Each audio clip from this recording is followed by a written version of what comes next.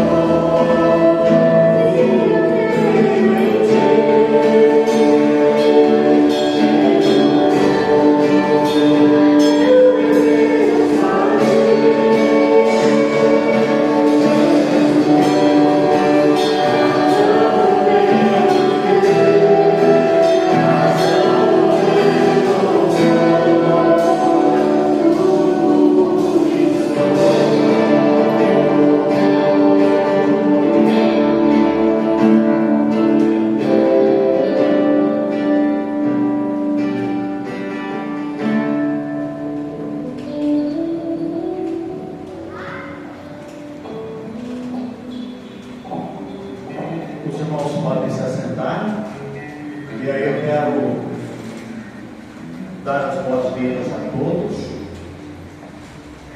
A vida está tão corrida que eu fui imaginar que hoje nós já estamos em período de carnaval ontem. Eu nem lembrava que já estamos nesse período de festa. E é mais um motivo para eu agradecer a Deus pela vida dos irmãos que estão aqui. Que Deus nos abençoe muito.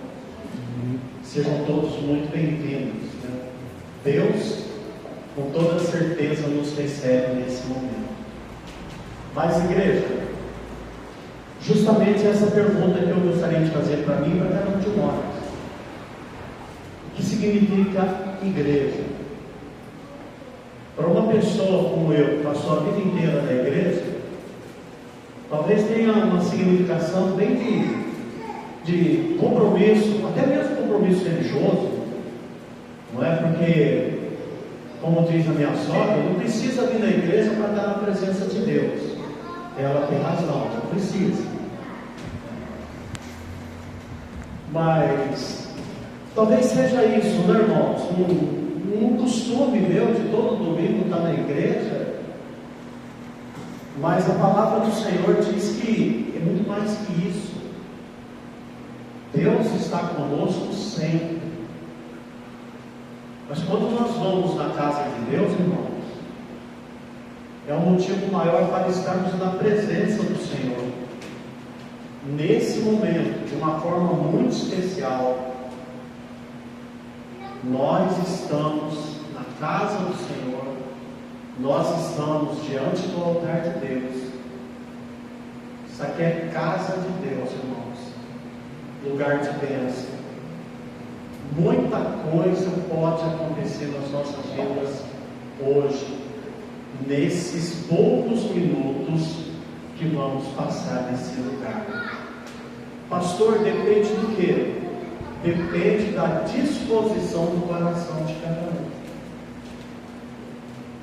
Certo dia, Jesus chegou para um jovem, ou melhor, um jovem chegou na presença de Jesus, irmãos, muito completo de si, muito dono da verdade. E ele perguntou para o Senhor: Senhor, o que eu faço para ganhar a vida eterna? Aí Jesus falou para ele da Bíblia. Ele falou assim: mas isso eu já sei.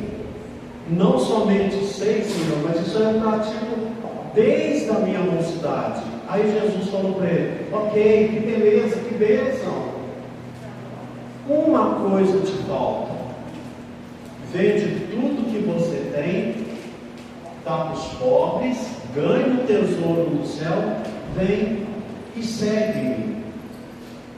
A Bíblia fala, irmãos, que aquele jovem ficou muito triste, saiu da presença de Jesus muito machucado, muito ferido. O que Jesus fez com ele? Ou melhor, o que a palavra do Senhor fez com ele, irmãos? Abriu uma ferida narcísica. O que é uma ferida narcísica? É quando uma pessoa carrega uma crença pela vida inteira e o outro chega e desconstrói a crença. Jesus mostrou para ele: a tua riqueza não me compra, a tua religiosidade não me impressiona, e tudo que você fez até agora não serviu para nada. Você é um pobre. Mas eu não quero ficar falando desse jovem. Eu quero falar de um senhor que aparece logo em seguida, lá no Evangelho de Lucas. Irmãos, era Zaqueu, cobrador de impostos, pecador, perdido, totalmente perdido na vida. Mas na presença de Jesus, irmãos, presta atenção a uma coisa. Na presença de Jesus, aquele homem se levanta e diz assim: Senhor, eu vou vender tudo que eu tenho. Ele era muito rico. Eu vou vender tudo que eu tenho. Metade eu vou pagar quem eu roubei, e a outra metade eu dou aos pobres. Mas o mais interessante, irmãos, é que Jesus não falou nada para ele de vender as coisas da escola, nada. Jesus nem falou que ele devia vender as coisas. Mas olha o que aconteceu. Na presença de Jesus, a vida dele foi mudada. Irmãos, na presença de Jesus, a vida dele foi curada, e foi restaurada, mudada por completo. Amém. É isso que deve acontecer nas nossas vidas quando nós chegamos na presença do Senhor. E eu quero acreditar, irmãos, que nessa noite Deus tem uma cura para a tua vida. Amém. Deus tem uma visitação muito especial para você. Deus está aqui, tenho certeza disso. Então levante-se agora e ore ao Senhor. E fala para Deus: Senhor, eu estou aqui, na tua presença. Vamos lá, irmãos? Ore pela tua vida. Nós vamos orar de uma maneira muito especial pelo nosso irmão Deus, o filho da Dona Maria, o irmão da Daniela, que está enfermo. Vamos lembrar dela. Nós vamos orar para a Nina, a mãe da Silvia, que deixou a internação hoje, para que haja recuperação. Nós vamos orar por todos os enfermos, irmãos, por todos aqueles que estão necessitados. Então, se há alguma necessidade na tua vida, coloque essa necessidade diante do Senhor. Amado Deus, diante do Senhor, Pai, ninguém sai da forma como entra. Quando estamos na tua presença, Deus, o teu Espírito vem ao nosso encontro. As feridas são, as machucaduras são curadas. A nossa alma se encontra contigo. Deus, enquanto estamos aqui na tua casa, nós nos lembramos do Edilson. Visita Edilson agora, visita a esposa dele, os filhos. Seja qual for a necessidade do Edilson, Deus, entra agora com a tua mão de poder. E da mesma forma, Deus, vai lá na casa da Nina. Deus, cura por completo aquela vida. Todas as vidas que estão aqui nesse momento, Pai, todas as dores que estão sendo apresentadas aqui do Senhor, Deus, todo debruçar agora no teu altar em nome de Jesus. Espírito de Deus, opera poderosamente.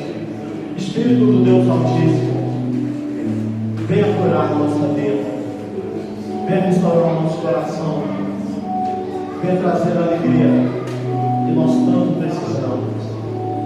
Em nome de Jesus, Pai. Todo o teu povo, restaura o teu povo, Deus.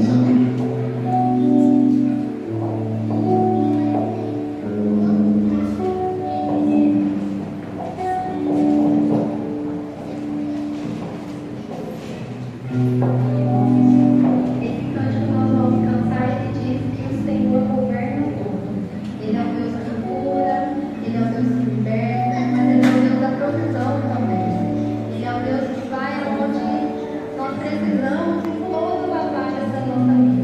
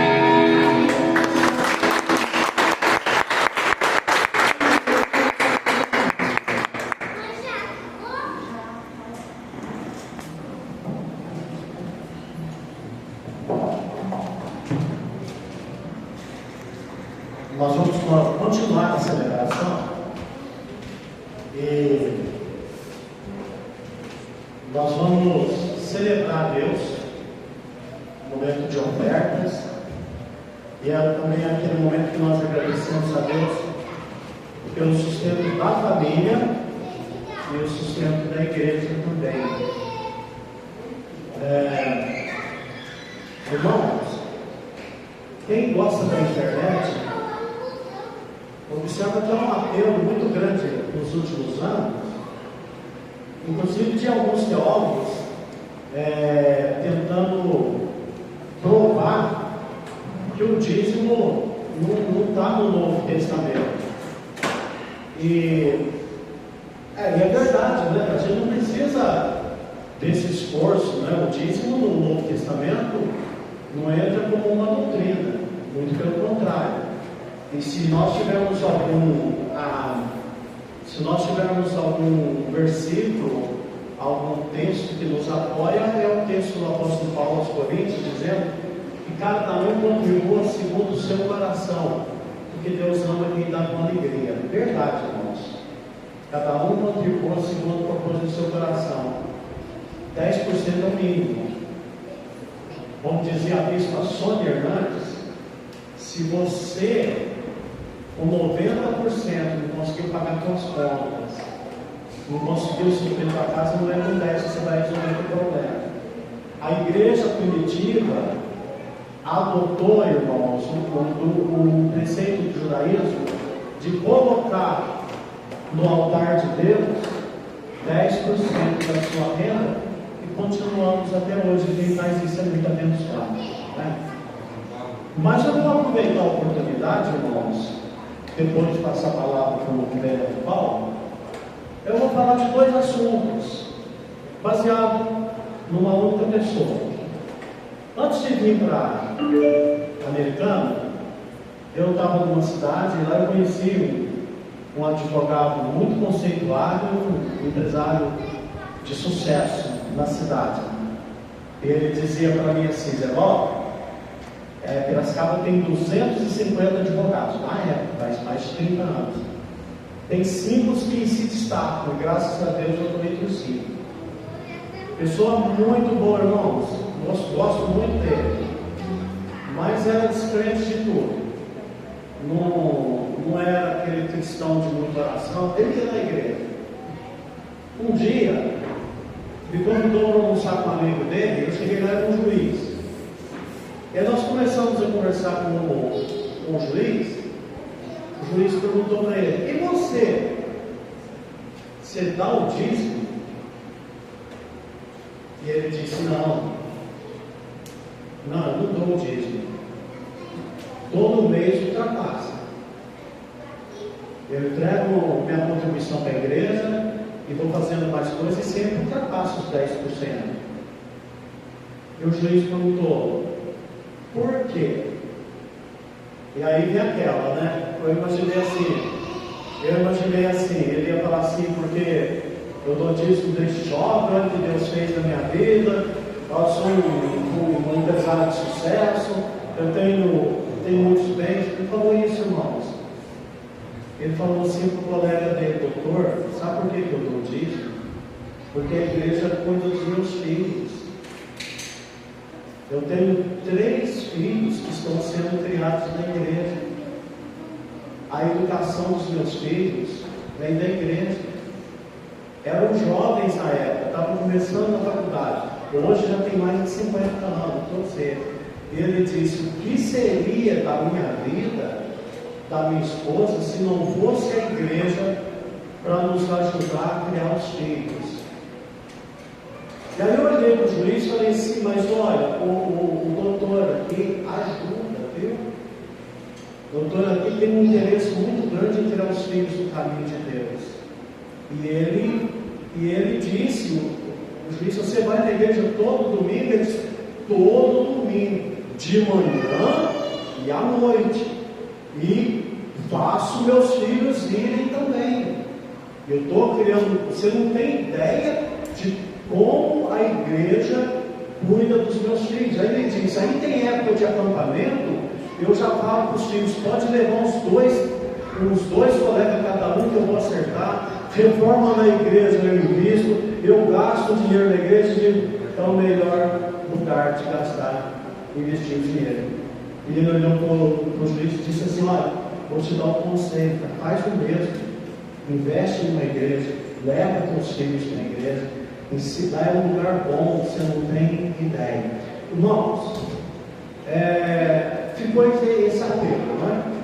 Fiquei sabendo agora no começo do ano que esse irmão está com mais de 80 anos, se batizou, entregou a vida dele para Jesus definitivamente, está feliz com a família, e ele disse que agora a preocupação é com os netos. Ele disse: agora eu tenho que levar os netos, ajudar meus filhos a levar os netos na igreja. É isso, igreja. Quando você entrega a tua oferta na casa de Deus, você tem ideia de quantas coisas você está abençoando. E é por isso que nós vamos orar nesse momento. Vamos agradecer a Deus por tudo que entra no gasofilaço da igreja, por tudo que Deus faz na tua vida. Agradeça a Deus juntos, e depois da oração você pode vir consagrar o seu dízimo. Eu quero contar o meu irmão Leonardo para vir aqui orar para a igreja, orar pela igreja, pedir: Leonardo, pede aí prosperidade para a nossa vida, bom trabalho, boa renda. Pode vir aqui na frente, tá? E a igreja, se puder colocar-se em pé. Santo Deus, ó Pai querido, agradeço por esse culto, por esse momento de te louvar, para entregar as ofertas ao Senhor, Pai amado.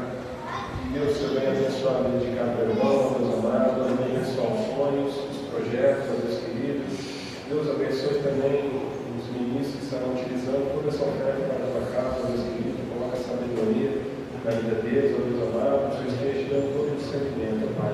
Abençoe a tua igreja, Pai, se tem alguém necessitado aqui, Pai amado, que o Senhor possa trazer o sustento, que o Senhor possa trazer a provisão, Pai amado, aos teus filhos, às tuas filhas, ó Pai, que estejamos abençoando isso. Em nome do teu Filho Jesus Cristo que nós oramos, amém. Os irmãos que trouxeram a oferta, pode trazer aqui. E vamos lá chamar as crianças. Hoje o Gabriel trouxe o ônibus, o famoso ônibus do Gabriel. Cadê as crianças?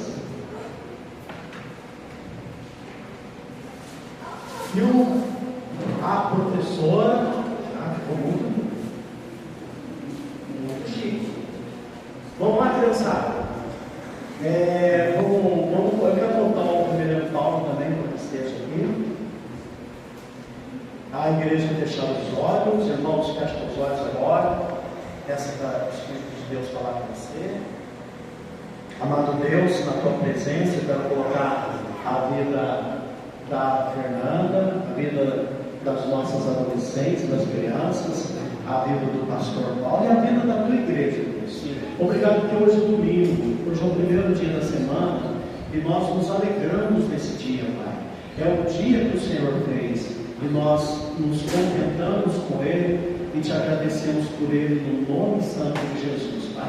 Mas eu quero te pedir que a obra do Senhor se complete agora na ministração para as crianças e na ministração da tua palavra agora para nós, Pai. Em nome de Jesus. Amém.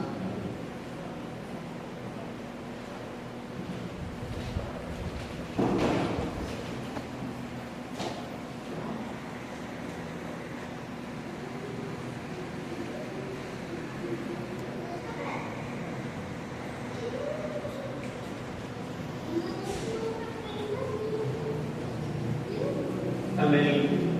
Deus abençoe a sua vida. Quero convidar você para abrir a palavra de Deus. Deus que servirá de graça para a nossa mensagem nessa noite. Evangelho de Marcos, capítulo 2. Está ali, vai contar, né? Evangelho de Marcos, capítulo 2. Nós vamos ler do verso 13 ao verso 15.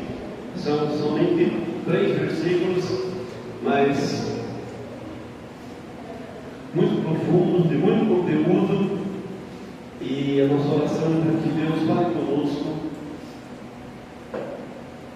Evangelho de Marcos, capítulo 2, versículo 13 até o versículo 15.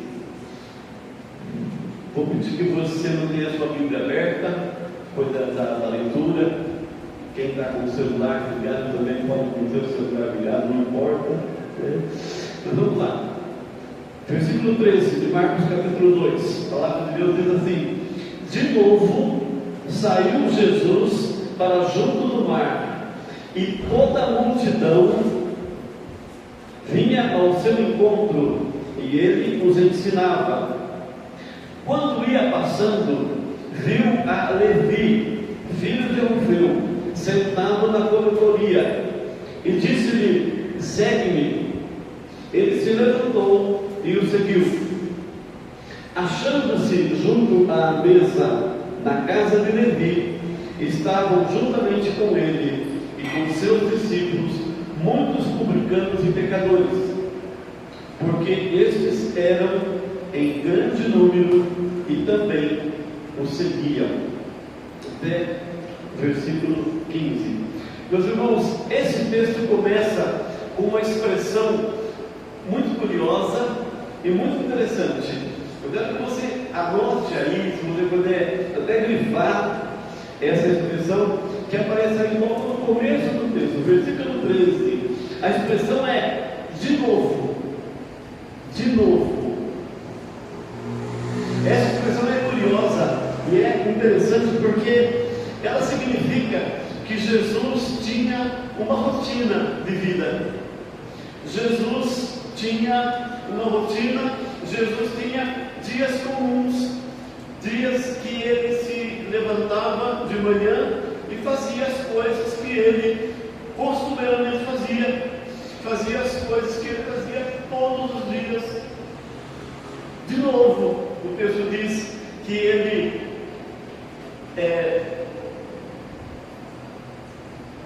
saiu para junto do mar.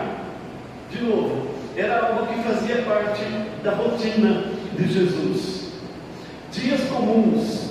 Todos nós temos dias comuns na nossa vida. Existem dias que não são comuns, né? Existem dias que são diferentes. Quando nós lembramos, por exemplo, do dia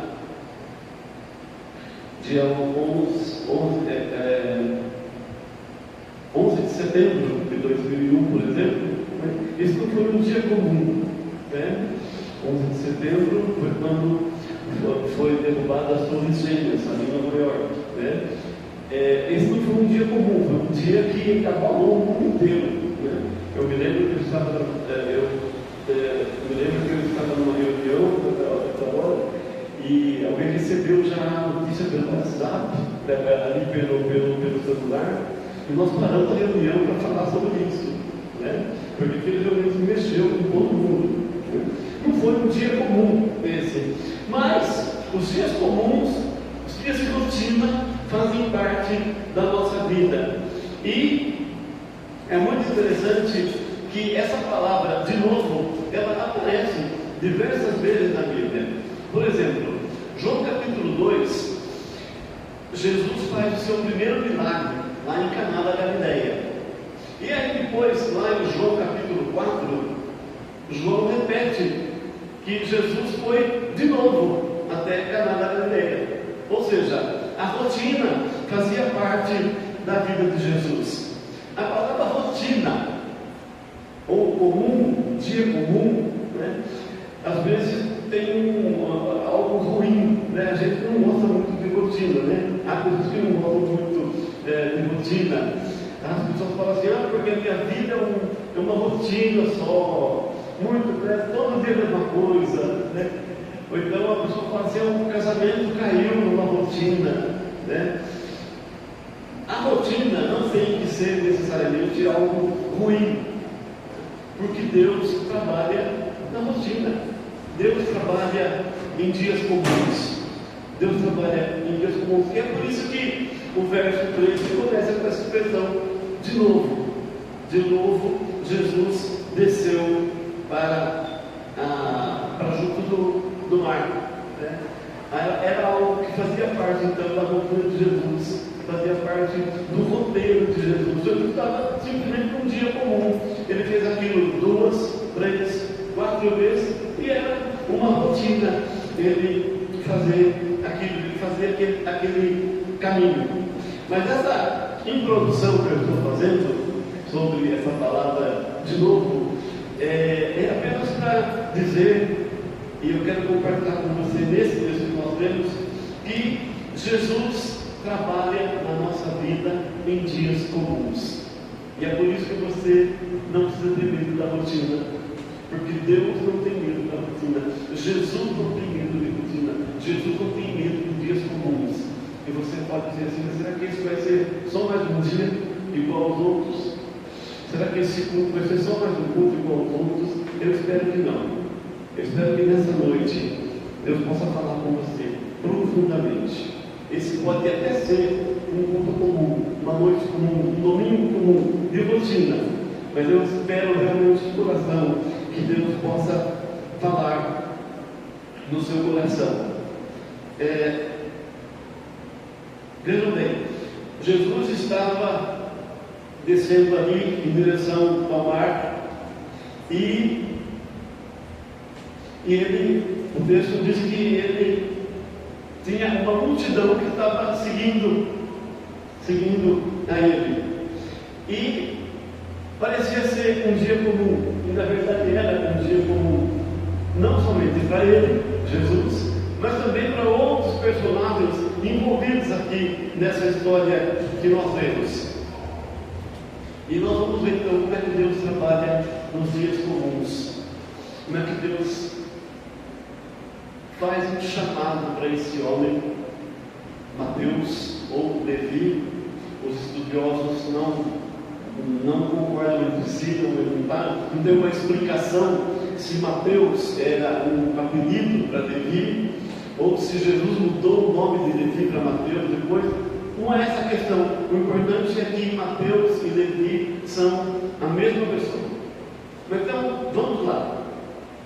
Como é que Deus trabalha num dia comum? E como é que Deus trabalhou num dia comum na vida desse homem, Mateus? Em primeiro lugar, é num dia comum que Deus encontra você. Presta atenção. É num dia comum que Deus encontra você. Olha o verso 14 que nós lemos. Versículo 14. Quando ia passando, viu a Levi. Olha que coisa interessante. Sutil, mas é muito interessante isso. Jesus ia passando e o texto diz que ele viu a Levi. Ele ia passando e viu a Levi.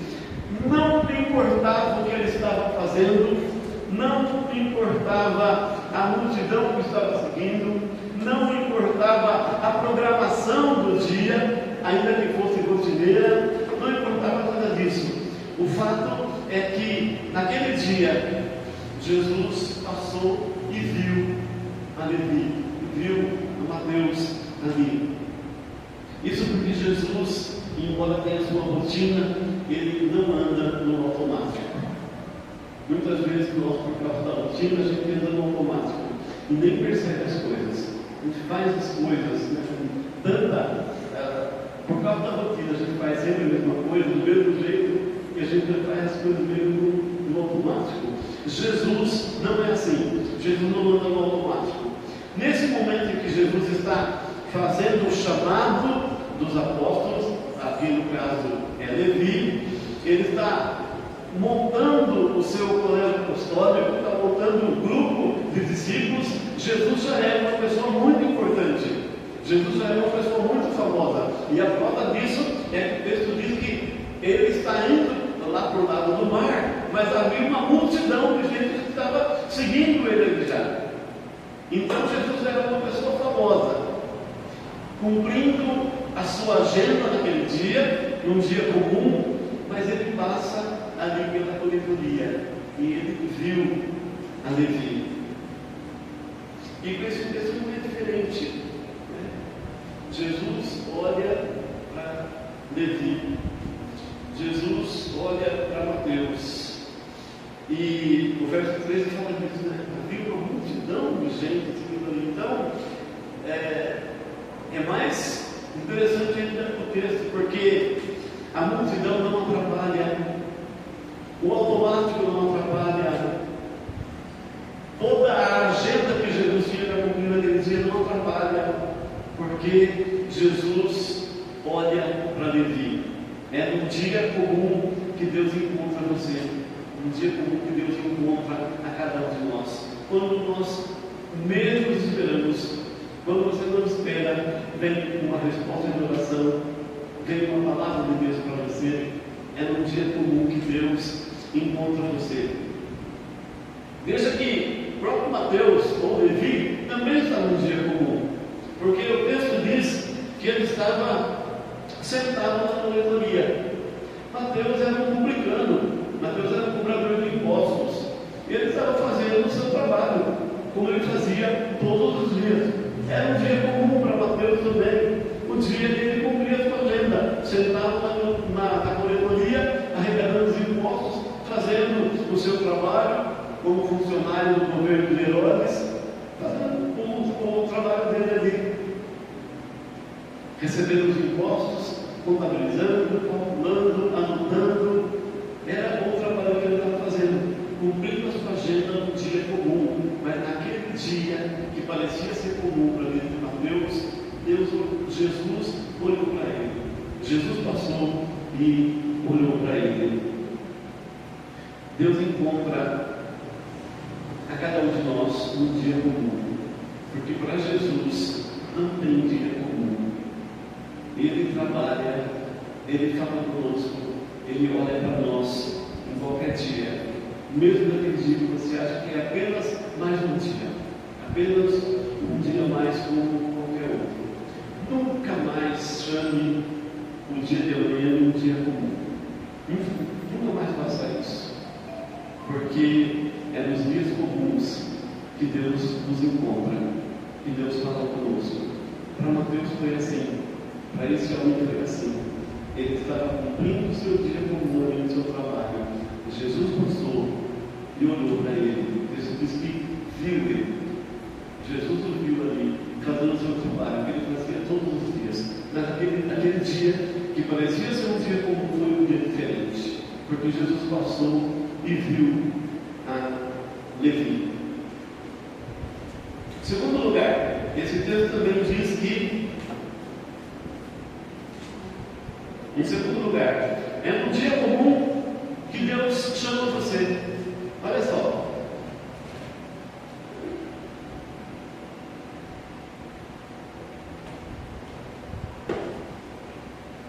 É um dia comum que Deus chama você.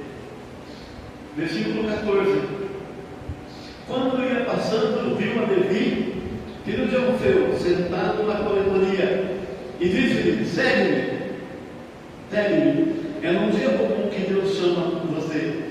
Jesus passa pela coletoria e ele viu a Mateus. E agora ele dirige uma palavra para Mateus, para ele. Ele diz: segue-me. Seguir a quem? Seguir a quem? Jesus não estava falando para Mateus seguir uma ideia. Não estava falando para que Mateus seguisse a leitura mais nova que ele estava propondo do judaísmo. Jesus não estava falando para que ele seguisse uma ideologia.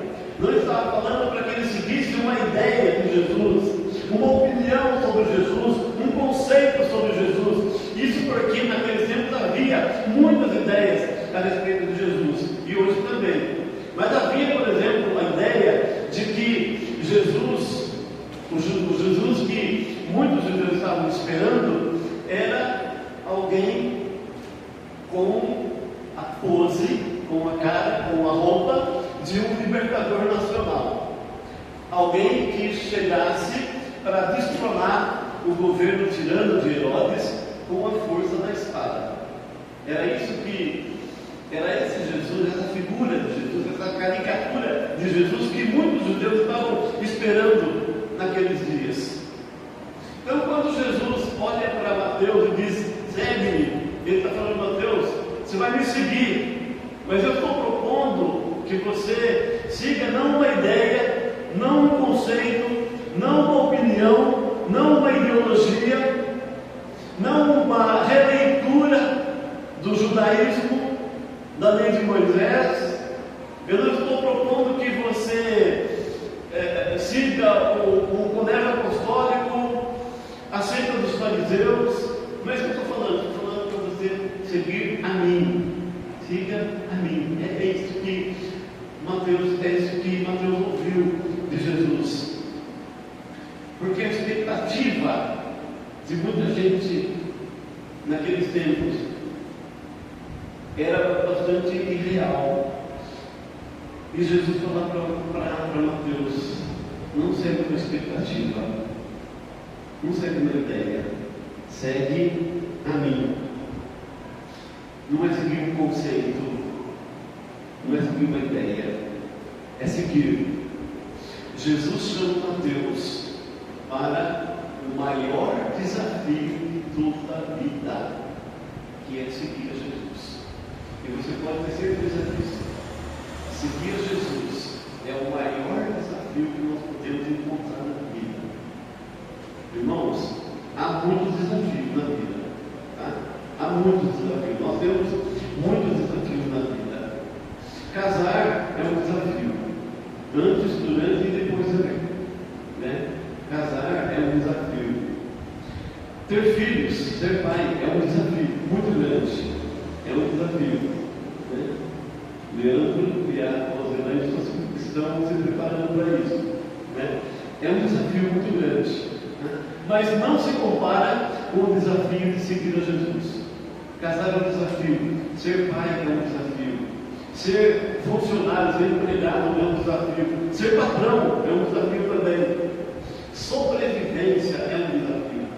Sobreviver. Viver em sociedade é um desafio. Morar em condomínio é um desafio.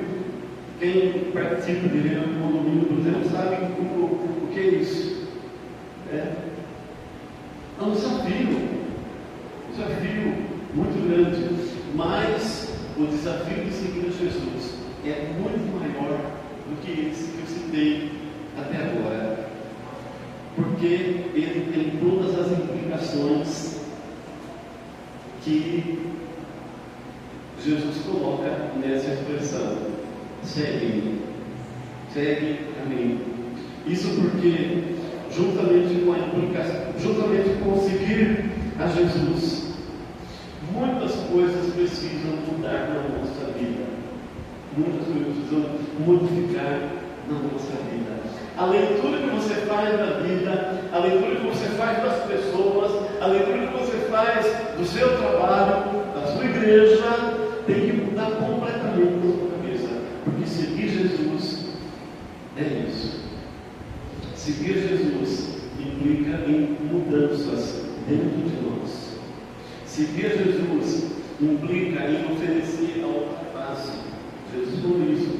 Quando alguém está fazendo uma face, oferece a outra. Essa expressão que Jesus ensinou, só de falar já é difícil. Imagina se acontecer. Porque levar um tapa no rosto é horrível. É horrível isso. Tá? Mas Jesus diz que quando nós estamos dispostos a segui-lo, e foi essa a proposta que ele fez para Mateus: segue-me. Ele estava falando isso. Estava falando de oferecer a outra face. Ele estava falando de andar segundo a milha. Ele estava falando de perdoar o irmão, e não apenas 7 vezes, muito mais do que isso. Ele estava falando que muitos conceitos têm que mudar na nossa vida. Muitos conceitos, porque seguir a Jesus é um projeto grande, é um projeto de muita responsabilidade, que tem implicações muito grandes para nós também. Jesus nos chama para um desafio para a vida toda. E é num dia comum que isso acontece. Um dia comum que Deus nos chama. E você já parou para pensar nas implicações disso? Eu citei só alguns, tá? Citei só alguns aqui, né? De andar segundo a Bíblia, de oferecer a outra face, de perdoar. Vejam, são coisas aparentemente pequenas que a Bíblia cita aqui, né? Mas o conceito de vida com Jesus muda completamente, porque Jesus nos ensina e nos convida para um conceito completamente diferente. E é interessante que nós nos preocupamos com algumas coisinhas só, né? algumas coisas assim, que são meio que visíveis, né? Então, por exemplo, pessoa que era alcoólatra, depois que ela segue Jesus, ela deixa de ser alcoólatra, tá? A pessoa que roubava, depois que ela encontra Jesus, que ela começa a seguir Jesus, não rouba mais, tá?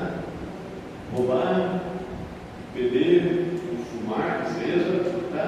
Depois que ela segue Jesus, depois que ela encontra Jesus, que ela começa a seguir Jesus, ela não faz mais isso. E a gente se preocupa com essas coisas assim que são visíveis. Mas para Jesus, segui-lo implica em mudança completa da nossa mente. Isso porque até Jesus, só vou ficar um exemplo, tá? Porque os irmãos possam perceber a profundidade disso. Tá? Até antes de Jesus, quem que era o adúltero, por exemplo? Quem que era o adúltero? O adúltero era aquele que ia para uma cama que não era dele. Até Jesus era isso. Tá? A partir de Jesus, adúltero é aquele que dá uma olhadinha pelo retrovisor do carro também. Tá? Isso também é adúltero. Então vejam que a implicação de seguir Jesus é muito grande e é um desafio enorme. É para esse desafio que Jesus nos chama. É no dia comum que Jesus chama você.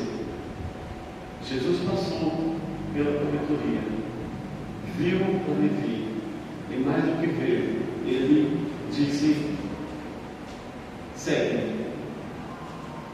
Terceira coisa que esse texto nos ensina: é um dia comum que Deus levanta você.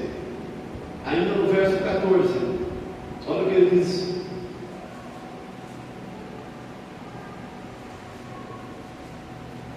Marcos capítulo 2, é o nosso texto, versículo 14. Quando ia passando, viu a Levi, filho de Alfeu, sentado na galeria, e disse-lhe: segue-me. Agora, para o final do verso 14, ele se levantou e o seguiu. Diz o texto que ele se levantou e o seguiu. Se você puder, grifa essa expressão aí. Ele se levantou. Ele se levantou. Porque aqui, para a gente entender o que esse texto está ensinando, a gente tem que recorrer ao texto grego, que é o original. Porque senão a gente vai ter uma ideia errada do texto. Para uma melhor compreensão aqui, a gente tem que entender qual que é a palavra grega que aparece aqui. Porque o verbo levantar, está escrito aqui, né? Ele se levantou. É um verbo, e o verbo levantar no grego, ele tem sentidos diferentes de acordo com o texto que está aplicando. Tá? Então, por exemplo, João capítulo 5, versículo 8. Jesus olha para aquele paralítico que está ali perto do tanque de Betesda. O texto diz que ele está ali há 38 anos, esperando para ser curado. E ali, João capítulo 5, versículo 8, o texto diz que Jesus fala com aquele paralítico e diz: levanta-te, toma o teu leito e vai para a tua casa. A palavra levanta que aparece ali em João capítulo 5, versículo 8, a palavra grega é egeiro. Essa palavra egeiro, em grego, ela dá a ideia de reconstituir o movimento da perna. A pessoa estava paralítica, a pessoa tinha a perna travada, tinha um problema para caminhar, um problema com os movimentos, e Jesus então cura aquele homem. Então a palavra é egeiro, significa reconstituir o movimento da perna. Ou seja, aquele homem era paralítico, ele agora já não era mais, porque Jesus falou com ele. Jesus restitui o movimento das pernas dele, para ele poder caminhar de novo. As pessoas andam curvadas às vezes, com problemas na perna. Há muitas pessoas que têm um problema nas pernas. E quando Jesus fala levanta para uma pessoa que tem um problema físico na perna, a ideia é essa, é de retomar a mobilidade da perna. Mas aqui no texto de Marcos, esse verbo levanta tem um outro sentido, e a palavra não é mais ligeiro, porque Mateus não era paralítico, Mateus não tinha nenhum problema na perna. Então, a palavra que ele usa aqui é outra. A palavra grega que aparece aqui no nosso texto de Marcos 2 não é egênio, é anistêmio. É outra palavra grega que tem um sentido diferente. Anistêmio significa, é a mesma raiz da palavra ressurreição. Então vejam o que é diferente do sentido da palavra. Quando Jesus olha para Mateus e diz, levanta-te, né? Ou melhor, segue-me, e o texto diz que ele se levantou, a ideia é que Jesus estava devolvendo a vida para Mateus. Jesus estava trazendo Mateus de volta à vida. É um dia comum que Deus levanta você. A ideia é de que Jesus estava trazendo ele de volta à vida. A ideia era que Mateus estava morto, espiritualmente falando. E Jesus o chama, Jesus o vê, Jesus o chama e Jesus que ele se levanta. Porque Jesus não estava querendo a cadeira de Mateus, onde ele estava sentado. Não era isso que Jesus queria. E Mateus também não era paralítico. Jesus não tinha que restituir o movimento da perna dele. Jesus tinha que trazer Mateus de volta à vida. Jesus tinha que incutir nova vida dentro daquele homem que estava morto espiritualmente. Jesus chama Mateus, segue-me. E o texto diz que na mesma hora ele se levantou. Porque quando naquele dia comum, Jesus chamou a Mateus, ele também foi levantado por Jesus. Ele foi trazido à vida. Foi trazido de volta à vida. A ideia era de que alguém que estava morto e foi trazido de volta à vida.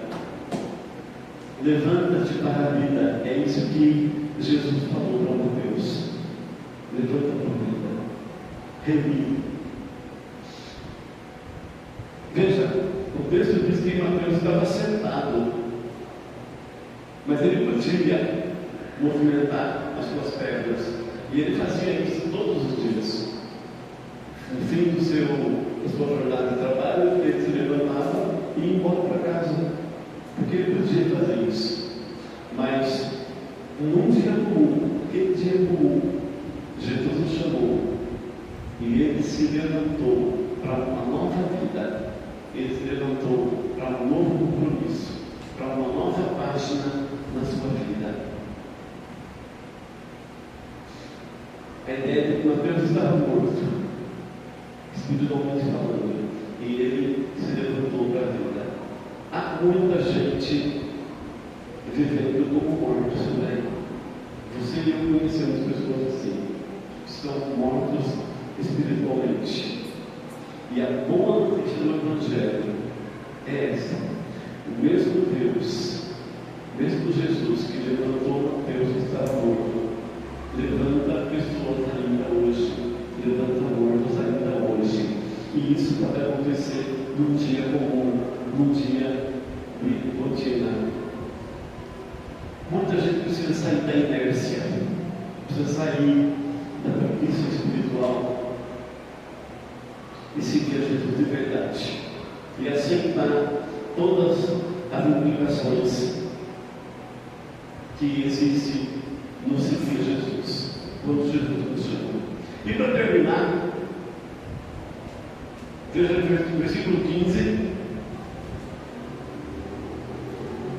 Versículo 15. Achando-se Jesus à mesa na casa de Levi. Presta atenção como que é Jesus à mesa na casa de Levi. Estavam juntamente com ele e com seus discípulos muitos publicanos e pecadores, porque estes eram em grande número e também o seguiam. Última lição desse texto: é num dia comum que Deus restaura a nossa vida, a nossa dignidade. É num dia comum que Deus restaura a nossa dignidade. Jesus passa pela coletoria, ele vê a Levi, ele chama a Levi, Levi se levanta da sua cadeira, segue Jesus, porque agora ele passa da morte para a vida, e agora esse Levi recebe Jesus na sua casa. Jesus está à mesa agora, comendo com ele na casa de Levi, e vocês podem imaginar a alegria desse homem. Nós não temos noção do que está acontecendo aqui. Jesus vai comer, vai fazer uma refeição na casa de um homem que é criticado por todos. Ele é mal visto por todos, pelos colegas, pela família, pela comunidade que ele vive. Ninguém gosta dele. Por quê? Porque ele cobra imposto. Ele trabalha para um governo que ninguém gosta. Herodes é um governo tirano. Herodes é um governo que só quer saber de cobrar imposto do povo. E o povo não tem nada, não tem retorno nenhum do imposto que ele paga. E Mateus, que faz parte do povo, que paga o povo também, ajuda o governo a tirar dinheiro do povo dele mesmo. Então Mateus é um homem odiado. Mateus é um homem que ninguém gosta, ninguém quer ficar perto dele. As pessoas mudam de lado na rua para não passar por ele. Ninguém gosta dele. Ele não é querido, ele não é aceito, ele não é benquisto, ele não é chamado para lugar nenhum, porque ninguém gosta dele. Mas agora Jesus restaura a sua dignidade, e Jesus quebra o protocolo. Fala: Mateus, eu vou comer na sua casa. E isso cria um alvoroço gigantesco ali, porque a multidão que segue Jesus fala: não, mas vai errar esse negócio aí. Como é que Jesus vai tomar uma refeição na casa desse homem aí? O pior homem que existe aqui no nosso meio, nessa cidade. Ele é o pior que existe. Jesus vai comer com ele, não pode ser. O seu mestre come com gente dessa laia, é isso? É isso que ele está falando. Mas Jesus não se importa com o protocolo. Jesus não se importa com o que falam. Jesus não se importa com a multidão. Jesus não se importa com as críticas. Jesus enfrenta as críticas que tem sobre ele e sobre Mateus também. Ele não se importa com isso. Ele vai tomar sua refeição na casa de Levi. É um dia comum que Levi, ou Mateus, viu a sua dignidade restaurada, viu a sua vida restaurada, viu o seu valor restaurado. Porque um homem o chamou e devolveu a sua dignidade, devolveu a sua vida. Dias comuns na nossa vida. Eu quero que você aprenda a gostar dos dias comuns, a gostar da rotina, porque Deus trabalha conosco nos dias comuns. Deus nos chama nos dias comuns. Porque embora Deus também tenha os seus dias comuns, embora Deus tenha também a sua rotina, Ele olha para nós, Ele fala conosco, Ele nos faz um convite. E esse convite é para nos trazer da morte para a vida. E Ele restaura a nossa dignidade, o nosso valor como pessoa. Amém? Que Deus possa abençoar a sua vida, Deus possa abençoar a sua semana também. Quero chamar o pastor Geraldo aqui, ele vai orar por nós e nos despedir com uma bênção.